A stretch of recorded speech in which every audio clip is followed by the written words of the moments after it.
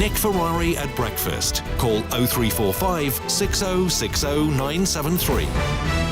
8 minutes before 8 is the time. Just reminding you, the Prime Minister joining us in the next hour, as he will be talking about this new drive to boost food production and to back British farmers. And here to give us details ahead of Boris Johnson's appearance is the relevant Minister. Victoria Prentis is Minister at the Department of Environment, Food and Rural Affairs, and obviously is a Conservative MP and joins me now.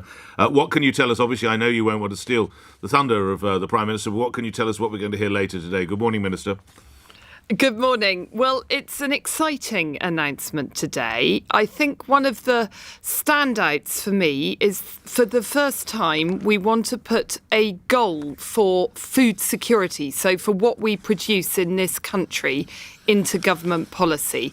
That's the figure's gone up and down over the years. It's currently at about 74% of what we can grow here, we do grow here.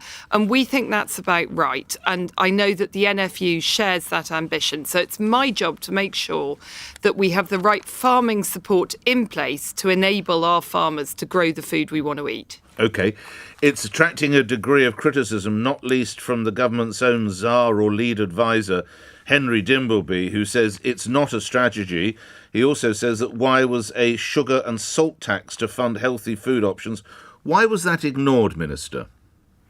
Well, I've spoken to Henry extensively, Henry Dimbleby, and we're very grateful for the work that he did. He actually is very pleased with the strategy, and I've just heard him on other news channels explaining that. Over half of what he recommended it's has not already a strategy, been put he says, in place. Minister. He tells The Guardian it doesn't set out a clear vision as to why we have the problems we have now. It doesn't set out what needs to be done.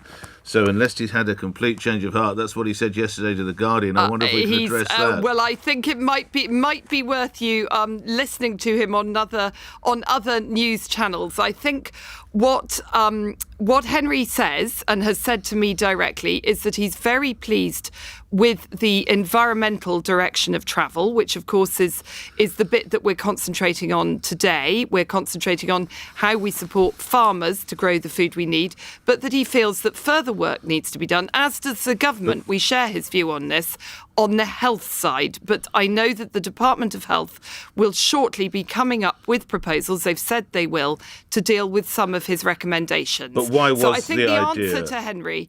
Why was the idea of a sugar and salt tax dropped, though, Minister? Well, we think that the idea of a sugar and salt tax is quite a blunt instrument for dealing with what is a very complex problem. We all want, well, I'm afraid I need to eat less salt and sugar in my diet, and I suspect that others listening will feel the same. I know that I'm with you there, Minister. We're on the same page. So there are different ways of tackling this problem. We know that there was real success with a levy on soft drinks, but we know that voluntary initiatives can work too. So we've been working really closely with the food industry to try to get them to reduce the amount of sugar, for example, in breakfast cereals and yogurts. And that collaborative work has led to a 13% reduction in sugar. We're doing other things like putting calorie counts on menus, which you might have noticed, Nick. Yes, that's come in recently. And we've got, the pesta power problem, the sweet goods by checkout difficulty. We're bringing a ban in on that from October this year. So we think that this is a difficult problem. You know, and I know that we all want to eat things that aren't good for us. Yes. But we need to deal with this not by means of a sledgehammer, a blunt instrument of a tax, but with a whole suite of measures. One of the really exciting things in this strategy today. Are you sure you want to use that language? There you go on to your whole suite of measures. But do go on, Minister. Yes. Yes, I think I Perhaps spell raft. it differently. Let's say raft. Let's say raft until we think of a foodstuff that involves rafts. Yeah. But I think, seriously, for a minute, one of the most exciting things in this strategy is not going to look attractive or exciting to the general public, but it is to do with data collection. So we're setting up a whole system for working with the food industry to collect data, to persuade them to record the right data, and only then can government come up with the right policies to help them reduce sugar and salt across the board. But there are some really good concrete measures in this strategy to help us to do that. And I'm pleased that the Food and Drink Federation, while initially very concerned about government plans to reduce sugar and salt, are willing to work with us, and their members are willing to lean into this. All right, Mr. Dimbleby also pointing out the plan includes no ambition to reduce meat consumption, which the food presenter Hugh Fernie-Whittingstall says is lazy, spineless and pandering to the food industry's status quo. A word on that. Why, again, no word trying to cut down consumption of meat, Minister? I think it's really difficult for government to interfere in these very personal choices that people make about what to put on their plates. There are very environmentally friendly methods of food production. Of course we need a food policy. We need to make sure that we're giving the right nudges, the right steers, collecting the right data, making the right policies to ensure that people can eat a more healthy and sustainable diet and have the right, really correct scientific facts on which to make those choices. But it's not for me to tell you what to eat for your lunch. Okay. Can we talk about a couple of other matters? There have been staff shortages in the great British farming industry, and of course we know that it's dependent times on transient labour, people coming in from other countries. Are you confident that whenever the harvest comes around, when we need to gather the hops, the apples, dig the potatoes, are we going to have the necessary workforce, Minister? It's always difficult. I was brought up on a plum farm, and getting seasonal worker for that moment when the plums are ripe was always our biggest problem. We are one of the very few industries with a carve-out to immigration policy. We have a seasonal worker route that's set out in more detail in our strategy today. And we have 40,000 visas, which we are able to give to people who are willing to come here to help us pick our seasonal fruit and veg and help with our poultry for Christmas, for example.